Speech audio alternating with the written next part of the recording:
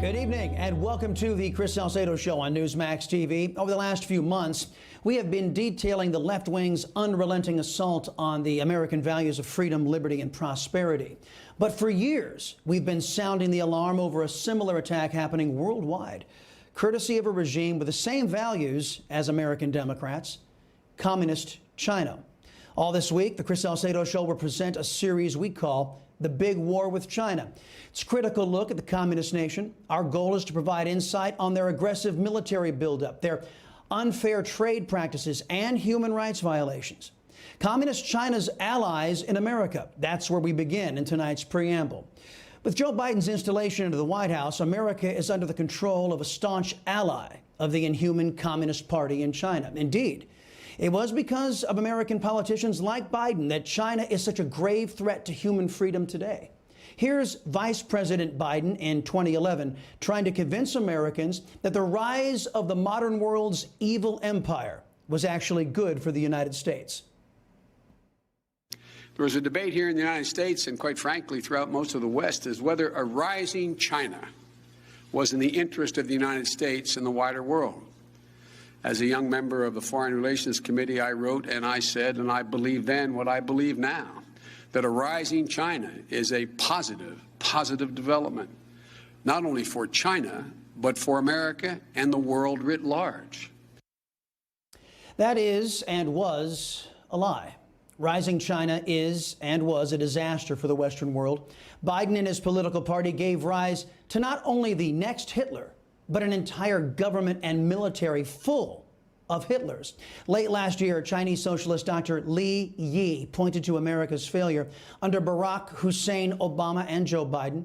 It was a massive failure to contain China from militarizing international waters just beyond China's borders. Dr. Li boasted about China's victory over Democrats' limp-wristed response. He laughed about the China virus. Here, according to a translation provided by Memory TV, he brags about how China will soon have a military that can take whatever it pleases, and America will be powerless to stop it. 而且我们的扩军的速度是人类历史上所从未有过的。我们已经连续好几年，每年下水一个法国海军，1年一个法国海军吨位。我们还要继续每年一个法国海军，至少再下10年。只要14亿中国人民每天吃饭、睡觉、拉屎、尿尿，只要我们每天上班，我们就把美国逼死了。We will drive the United States to its death. That's what Joe Biden, the leader of the Democrat Socialist Party, says will be a, quote, positive development. Lee went on to say that as long as China doesn't repeat the Soviet Union's mistake by electing a Mikhail Gorbachev, China will defeat the United States. Now, some of you might be thinking that a lot has transpired over a decade, that judging Biden on what he said a decade ago is unfair of me in light of China's increased belligerence and in light of the fact that they intentionally spread the China virus causing this pandemic. So what does Biden say of China today? The U.S.-China relationship is probably one of the most important in the entire world. Why haven't you called Xi Jinping? Well, we haven't had occasion to talk to one another yet. There's no reason not to call him. I've said to him all along that we need not have a conflict, but there's going to be an extreme competition. Oh, okay. China wants to, quote, drive America to its death, but Biden looks at it as some delightful competition. In fact, Biden's administration is executing Biden's go easy on China policies to the letter. Listen to Biden's Secretary of State, Antony Blinken, saying that America doesn't stand against the planet's biggest human rights abuser, a human rights abuser, by the way, that has designs on destroying the USA.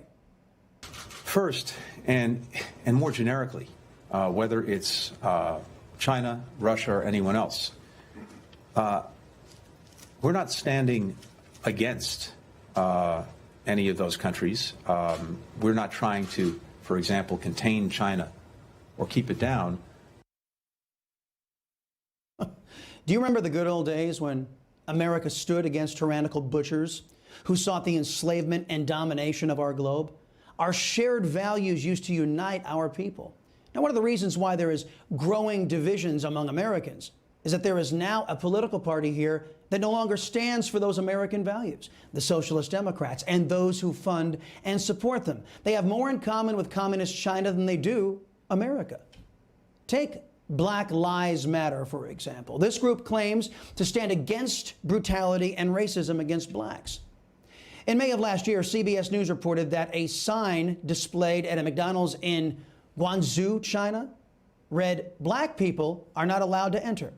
The communists feared that blacks were spreading the China virus. But China's racism against blacks is far deeper than this most recent virus crisis. Foreign policy reports that anti-black sentiment in China goes back decades, including riots aimed at Africans in 1988 through 89 in Nanjing.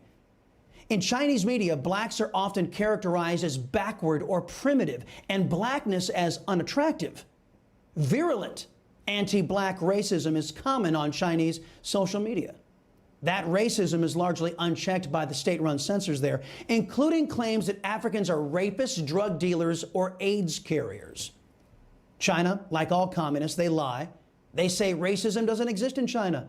Many around the globe have decried their racism. But you know who hasn't? The Democrat Socialist Party and their militant arm, Black Lives Matter. Now, why do you suppose BLM is silent on China's renowned racism against blacks? Well, it turns out BLM co-founder, a proud owner of a new $1.4 million home in a ritzy suburb in California, gave us a plausible explanation why BLM allows communist China's racism to slide. I think of a lot of things. The first thing I think is that we actually do have an ideological frame. Myself and Alicia in particular are trained organizers. We are trained Marxists. We are super